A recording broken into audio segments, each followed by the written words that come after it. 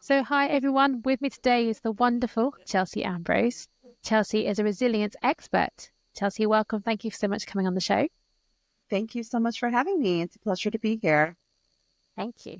We'll start with the basic stuff. So, where are you in the world and what is a resilience expert? Sure. So I'm in Corning, New York, which is based in the Finger Lakes in upstate New York. And I have spent most of my career in the nonprofit sector. I'm a licensed clinical social worker, and I've done both clinical work and a lot of leadership work. But that combined with my personal story and my own lived experience is really what has led me into the field of resilience and really helping to develop stronger and more capable, compassionate leaders and overall people, just general empowerment, being able to navigate the challenges and adversity we all face. Brilliant. And I do think resilience is one of those skills that everyone needs. And we don't always realize that you can you can grow it, you can acquire it. But obviously, in your case, you kind of had to grow that resilience in the first place. So let's talk about your personal story and what that's been like for you. Yeah, absolutely. And I think we definitely can build skills that help us navigate adversity. I think that's really what resilience is all about. And you're right. I think for me and for many people, often those internal skills develop when we're put in situations where we really don't have a choice to navigate a Mhm. difficult time in our life. That was definitely the case for me. I experienced a lot of loss growing up and in my family system. And then as I was transitioning into adulthood, I was 16, almost 17, and I was paralyzed very suddenly from the waist down by a blood clot near my spinal cord. It was kind of a freak one in a million thing. Mhm. Not anything that anyone expected. I didn't have any other health conditions, but I just woke up one morning and I was in a huge amount of pain and we couldn't figure out why. And it took quite a long time for the doctors to figure out why as well. But very quickly, I just lost all function and all control basically from my waist down. And that's intense at any age, but obviously when you're transitioning from sort of teenage years to adulthood, what what emotions did you go through at that point? Can you remember? Oh, yeah. I mean, it's still definitely a vivid experience for me, and there was really a whole fluctuation of emotions. I think that happened during that time. There was a lot of uncertainty and a lot of lack of clarity around what was happening and why it was happening, both from a physical level, but also for me on sort of a philosophical or spiritual level. Of once there was impact that an awareness for myself and my family that this was the new situation. And I was a dancer, I was a performer. So, my whole life was kind of just in this state of upheaval.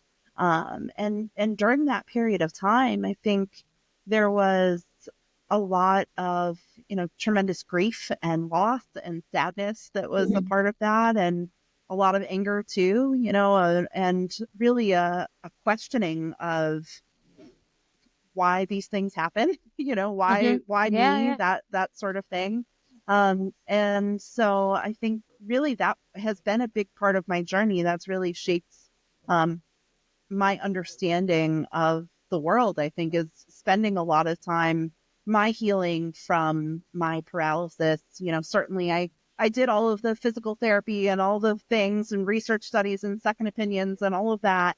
But really healing for me was on an emotional and a spiritual level of kind of Mm. reconciling with all of that. And what did I believe about that? And how am I going to use this experience to shape my life and really a shift from why me, and why did this happen to what can I learn from this experience and what about this situation can help me grow and really accepting the realities of that. That was a pretty significant shift for me. And really it didn't just happen to me. It happened to my entire family and my community. And I Mhm. wasn't alone in that. That's wonderful that you went to learn. And I think it's important, the point you made, that you went through a loss and the grief and that whole change process, but the people around you are affected as well. And we sometimes forget that not only are they there for our support and comfort, but also they get strength from you getting strength, and they need to go through that process as well. So it's Yeah, wonderful that you've had that community. yeah, absolutely. And, thinking back on it now and to reflect back to your earlier question of, what that experience was like, a lot of the challenges I faced during that were also navigating the changes in those relationships. I mean, at 16, my parents in particular, their vision for my future had to change just as much as my vision Mm. for my future, so there was absolutely loss that was a part of that. And really a reclaiming of my life and what I wanted for my future, and navigating that with them was also a significant part of that process, and is actually part of the trainings I do now. One of the things I talk about in those is I have a very vivid memory of having a fight, which was very unusual, very uncharacteristic in my family, but having a fight with my dad about wanting to stop doing physical therapy. And, it had kind of consumed my life. I did PT Yeah. every day for hours and hours a day. And I left, when I finished high school, I went away to college and I continued doing therapy. And there was this constant effort to regain what I had lost, and to be Mm. able to walk again, be able to do this thing again. And it wasn't about living my life, and to a point where, my friends would go out after classes and I would go to the hospital to do physical therapy and then come home and do homework, because during the time that they were doing that, I was trying to regain that independence and being able to shift to a point of saying, I can have a beautiful, productive, wonderful life despite what has happened, and maybe even better because of what has happened. And really Mm. shifting that perspective, and trying to kind of fight to make that shift as an entire family unit. That was a significant piece of my healing and my growth, and really our growth as a family through that time. Amazing. And you talked about that you had to stop seeing yourself as a victim and start seeing the lessons that you can learn, and the opportunity that presented to you. How long did that mindset shift to take? Was it, I imagine there's quite a journey for that in itself.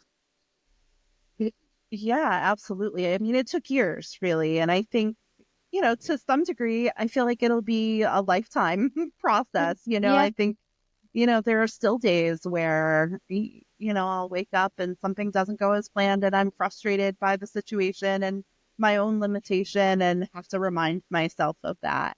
But overall, I would Mm. say, it took probably 3 years maybe to really get to a point where I was wanting to fight for a new future, and I could really start to envision uh, a new life. And probably 10 years, I would say, before.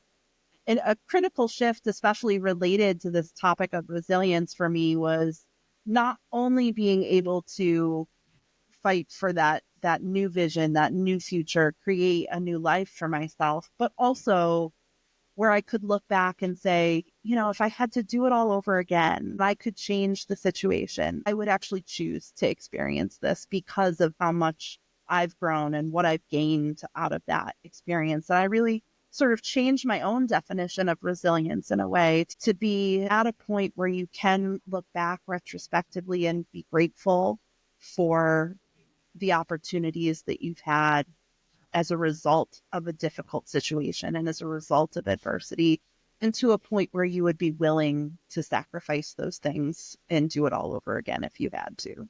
And for me, that was really just a monumental shift. And I would say that took a decade, frankly. So, it takes time, that healing. It does, but I think, I mean, we can't put a time limit on healing, can we really? But this obviously brings us nicely to what you do now with resilience experts, and we already know you have the credentials in it. Do you see part of the resilience is being able to make that mind shift? I can't say the word today. Mindset shift from, from victim to what do I want? How do I use it? Is that part of the process, or is that something you think that people do anyway. Oh, I absolutely think it's a part of the process. And I think I was fortunate enough to surround myself with people, I guess, or have a community of people that could help me make that shift. And I think just being open to the possibility that you can get something from this experience. I really feel like that's Mm. step one. It's not even being able to make that shift. It's really just, I'm willing to consider that as an option here. Yeah. And I feel like I really learned that further along and really as part of my professional career. When I started doing this type of work, I was working in a hospice and palliative care organization. I had done work in organ transplant and HIV, and I ended up really finding this common theme of grief running throughout my work and started as a grief counselor in hospice. And when I was working with families who had especially lost children and lost children very Mm. suddenly, I think that key piece of, I'm willing to see something positive come out of this situation. And just being open to that perspective really was the first step for them. And I think I couldn't recognize in myself that I had done that until I was working with other people who were also dealing with grief and loss and going through a similar process, even though it was a different Mm. situation. It took many years, I think, to be able to see people going through that intense type of grief and how just the openness to that shift was the first step. And then, kind of working along that process to where you really start to shift your mindset. And then you start looking for those things. You start seeking the lessons that you can gain and the wisdom that can come out of this and the positive outcomes that can be there. But I think it really is just about, I'm willing to consider that as an option here. That is quite a mindset. I'm really curious. So you've had some really intense jobs. I mean, hospice care, organ transplant, and obviously your own personal challenges to overcome. Was that a conscious thing that you did to seek out these roles that sort of had similar themes, or was it something you kind of fell on by chance? Yeah, yes and no. I think that a combination of the two, perhaps. I actually had an experience with a not great mental health provider during my experience of being paralyzed and in the hospital. And I remember thinking like, I could do better than this.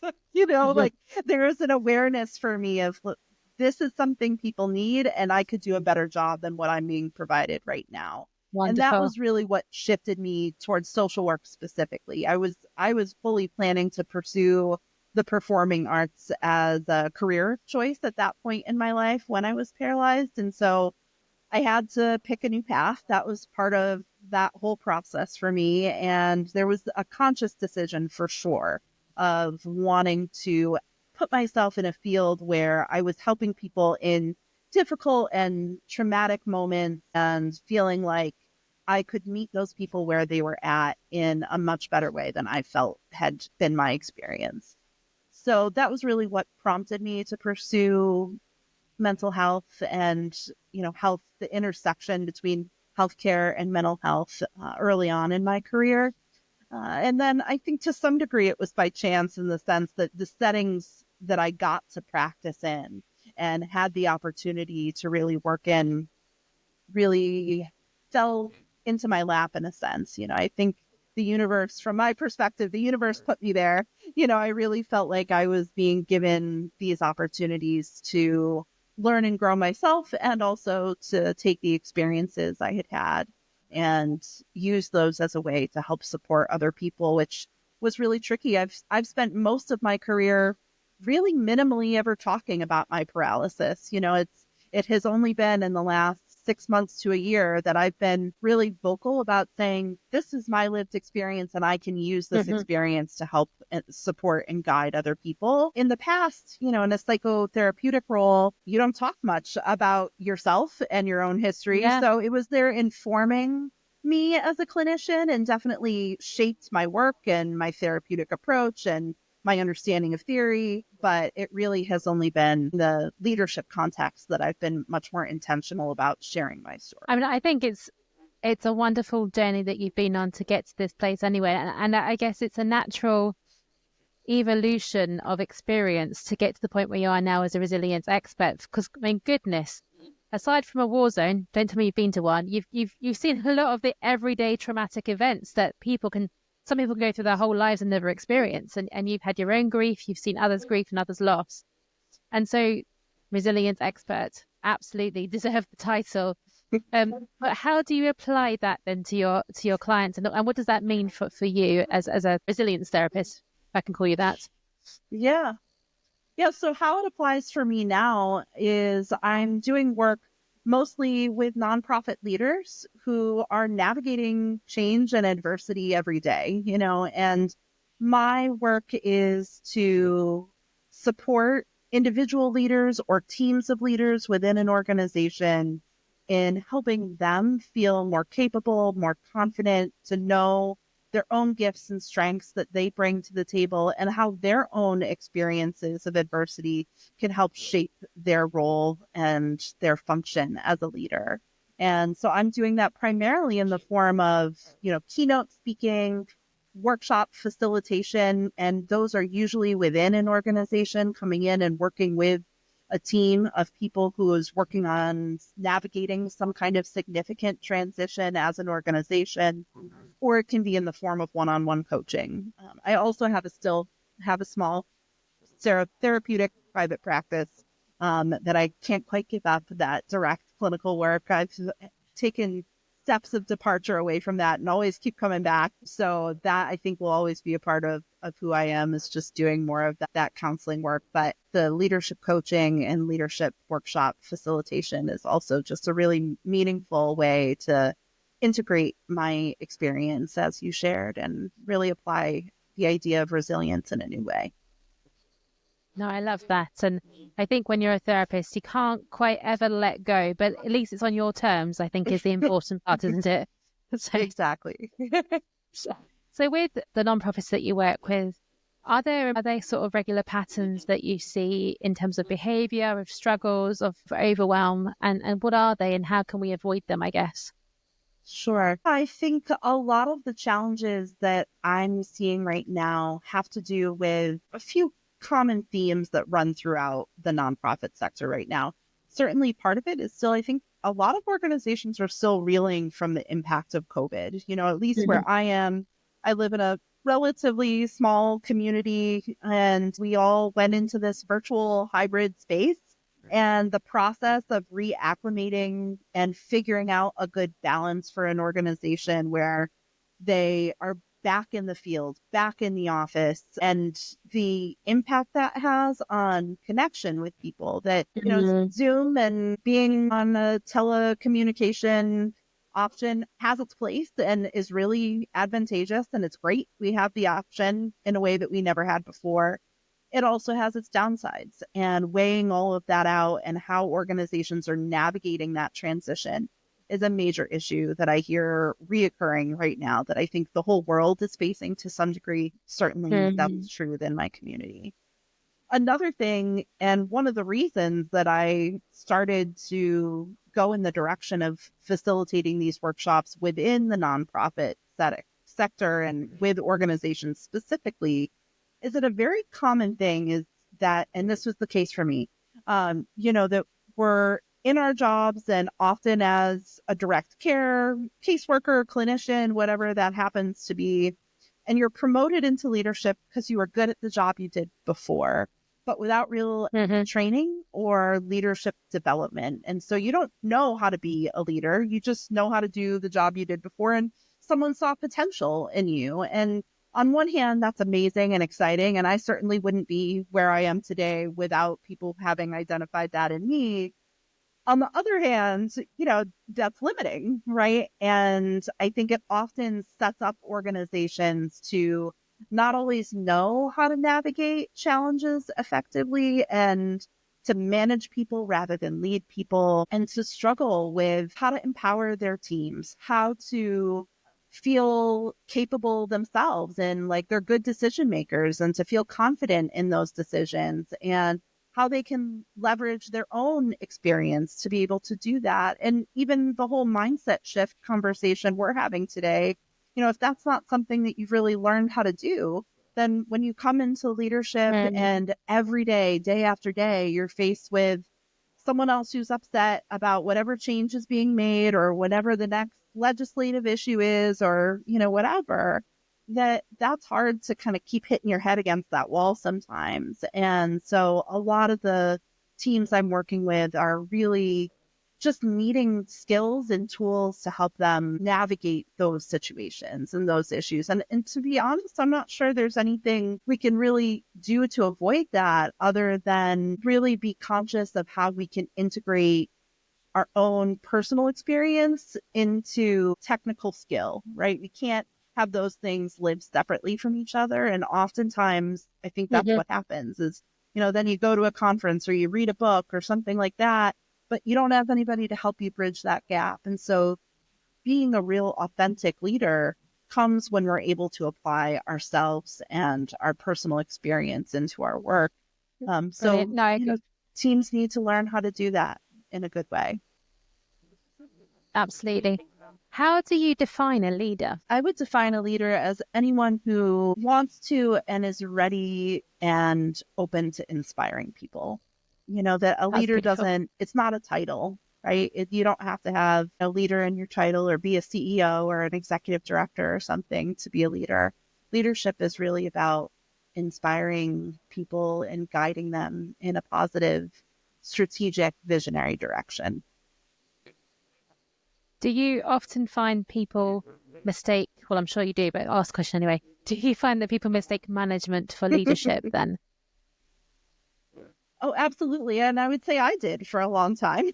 I think that it's natural to feel like it's about managing people, managing tasks, and really leadership doesn't have anything to do with that. I think the shift from recognizing that everyone, from the person who's boots on the ground or answering the phone or sending out the bills for reimbursement, everybody can be a leader, right? And has the potential to be able to guide a team of people.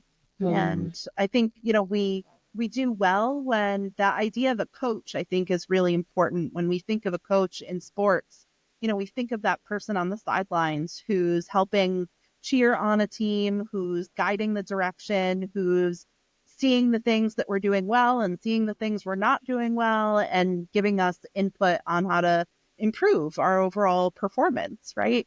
That's really more of a leader. And I think sometimes when we integrate that idea of a coach with leadership, it's a little bit easier to understand, right? It's not the person who approves your time off and signs off on your paycheck, right? And I think oftentimes that's how we think of management. And it's a good differentiator between management and leadership. Definitely. I love the coach analogies. And I find I recently read a book by Colby Sharma. He's son of Robin Sharma, but it was called The Curveball. And he used baseball analogies to tell the story of building resilience and building grit. Now, I know Mm-hmm. nothing about baseball, being British. Um, to me, it's like a game you play in school when you're like 7 and then you don't play it after that. So at first I was like, what have I picked up? But the analogy of the coach is so important, I think, because we can, even if I don't know baseball, I get sports and the coaching and the helping people to step beyond where they are, to see a different way, to think differently. I love that analogy of the sports coach to help you to step into that leadership role, to help you find that new path. Although I still don't understand baseball, it is a very good book. Yeah, absolutely. It sounds great. And it's the perfect connection, I think, to just that idea of having someone there to really help and guide you, and for me, that actually really wasn't in the form of sports. Like I said, for me, it was a very philosophical, sort of spiritual experience, but still, there were those people in my life who were there cheering me on, providing guidance, helping me find a new vision. Eternally grateful for those people in my life. No, absolutely, I can appreciate that. With the work that you do, What is your biggest frustration with people? Do you have one? Because I feel like you're a super positive person, but you're also human. So Um, oh, that's a challenging question. I would say probably my biggest challenge is people who can't, or in my mind, it's really won't make that shift that we were talking about earlier of just being Mhm. open to another perspective. I think that it creates a sense of internal frustration for me where I can see the amazing qualities or skills that person has to offer, or I can see the benefit of what could come from their situation. And because they're stuck in the same pattern and the same way of thinking and they're not open to a new perspective, then we just really keep repeating the same cycle over and over again. And I think that um, Hmm. that's draining for someone who is in my line of work and also who just wants to see people do well and be successful and feel better and have a more positive outlook on their life. It's hard to see people who just can't allow themselves to be open to that. Yeah, that makes sense. I've actually fired therapy clients for not going into the process. I'm like, I'm not, I can't fix your problems. I can give you the tools, but you have to do the work. And if you're not ready to do the work, it's a shame because I can see this potential. I can see that light at the end of the tunnel, but you're just stuck in the same place. Right. With those people, do Mhm. you have a secret sauce to how you flip them, or is it just a case of do you persevere, or do you sometimes let them go and go, do you know what, you're just not ready. I can come back when you are. Yeah. I think similar to you, I tend to feel like if people aren't ready to do the work, then they're not ready. And I think that's okay. I feel like for me, maybe the secret sauce is kind of giving permission for that in a way, and saying it's all Mm. right to not be ready. You asked me about how long it took me in that process. And I mean, my answer was like years and a decade, right? And Yeah, so it is a long process, right? It takes time. And I think I was open and eager, and I had people in my life encouraging that kind of a perspective. But I would say, even if I hadn't, that willingness to just be open to the new perspective, I think if someone isn't ready to do that, no one can mm, really force that, and I definitely don't see it as my job or a therapist's job or fill in the blank, anyone's job other than us personally and individually. It's, one of my teachers that I work with, used to say it's an inside job. And I think that there's something really profound about it, something so simple, right? Which is just to yeah. say, nobody can do this other than you. And really, in order to do the kind of healing that needs to happen to really feel more capable and resilient, what you have to do is look within and recognize the things inside yourself that you don't always want to see or that aren't working for you. That was definitely the most challenging part of the process for me, and a level of vulnerability that is still really difficult for me at times. And I can understand why somebody wouldn't want to or isn't yet open to doing that. But I think it's important to acknowledge if they're not kid themselves and convince themselves that they are when, they're just not ready. That's okay. No, definitely. And it is a process. And we said at the very start, there's no right or wrong timeline for it. Is there anything you wish you'd known sooner, though, that might have shifted your perspective, or or do you feel that actually everything happened in the order it had to happen for where you were at that point in time?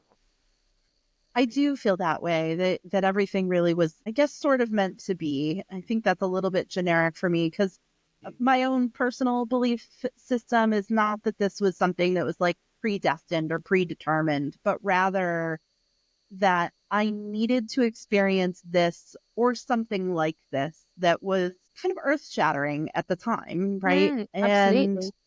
yeah, and that I think it was going to take something like that to get me to shift and to grow in the ways that I needed to grow. And for me, a lot of that, the personal introspective side of that work had to do with expectations I felt other people held for me and that I held for myself. And Um, I had to do a lot of personal work around that and kind of recognizing what that meant and how that was affecting the decisions that I was making and how it affected my view of myself. And, there was a lot of layers to that process, but I think it took something really significant like my paralysis to make that happen. And I really feel like everything happened just as it was meant to, including, who I met along the way and the people who came into my life to help me learn different lessons. And I really feel like we're all here to be able to grow and evolve. And we have things put in front of us to create those opportunities for us. And that shift, I call the work that I'm doing helping nonprofit leaders turn challenges into opportunities. Because to me, that's really what it's about. It's about seeing it as an opportunity. And I think everything happened for me in a way that created the opportunities. I'm the person who took advantage of it. I could have just as easily not taken advantage of those opportunities. And I think that's where my strength comes in. But the Hmm. situation itself was just the opportunity. I mean, that's a wonderful way of viewing it. And I believe, though, if you choose to see the positive in things, even in terrible situations, you will always find that silver lining. But making that shift from the victim to being, I am in control, I have choice, as you've talked about, it takes time. It's not easy, but it can be done. And what I love about the work that you do with nonprofits in particular is you're helping them to do that journey themselves, but not just on an individual level, but on a corporate, organizational level. And so you're affecting more and more people. Is there Thank you. anybody that you are inspired by that you've seen in the last, over your journey that you've gone, yes, this has kept me going? Or have you taken your inspiration in other ways, like in the dark days who is it you look to, or is it internal? Hmm. You have great questions. I think it's a little bit of both. There's certainly people who really resonate from me, on kind of like a global level, the Brene Browns of the world, right? Who are willing to Sure. recognize the importance of our own vulnerability and looking within and all of that. I think absolutely I find inspiration there. But, I think for me on a more personal level, if I'm having a really difficult, hard time and it's a bad day, I'm going to go out and be in nature, or I'm going to put on music that I really love and that I resonate with. And again, I think that speaks to it's my job to get myself out of this. And Hmm. I find that those things are really in the way that we live our life, that it's not a person that I turn to or figure that I turn to, but rather it's the things that bring me joy and help me shift my energy and my own vibration to something that just feels more positive. And it can be that simple. I think sometimes we look to someone who has overcome something and it's like, oh, I want to be where they are. Well, really the first step is like, how do I feel better in this moment? What can I do to Hmm. make myself feel a little bit of joy? And that's in cooking a great meal or taking a walk outside or whatever it is for you. I think what I love about what you just said is you've really highlighted it is the small things, it's the everyday things that really bring us joy. But again, you go back to this each time is you are the person who has the control. You're the person who has to make that shift. And I do think too often with the way technology connects us, it also means that we can look, we build up people to look to them for our answers. But your messaging is spot on, which is, it's on me as an individual. It's the inside job, which I'm now going to use. It's the inside job that makes the difference. So it's a really Yeah, important message. I'm glad that you said it. absolutely. I need to, yeah, for sure. I need to credit that. That was the term that I had a Native American teacher who I studied with for quite a long period of time, still do. She's a good friend, who was a critical part of me navigating my paralysis. I mean, working with her and just incorporating a different philosophy into my life was a lot of my healing journey. And she said that. So feather full moon, it's an inside job. Thank you for the full moon. I will also credit you moving forward. Now, last, last few questions for you. So, if you're working for a nonprofit, you are in a kind of a state of flux, not sure when to start. What would you say as a basic, 1, 2, 3 steps? What's the first thing that they should think about doing when they're in these positions where they're feeling overwhelmed, just to build that resilience? Yeah, I think as a basic foundation, it would be allow myself to be open to the possibility of it something positive can come out of this situation.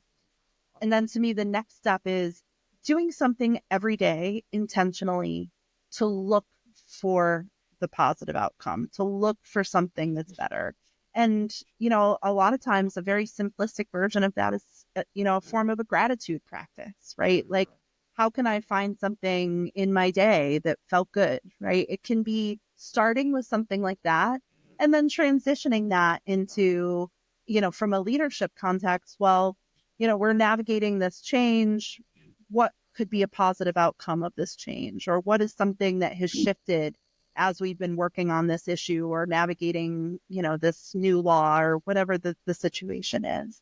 And how can we see positive outcomes for that, and being intentional and building that into your life and into your schedule to seek those things and actively find them and pay attention to them and talk about them or write them down or whatever that integration type of process is for you. And then I think beyond that, the next step for me would be,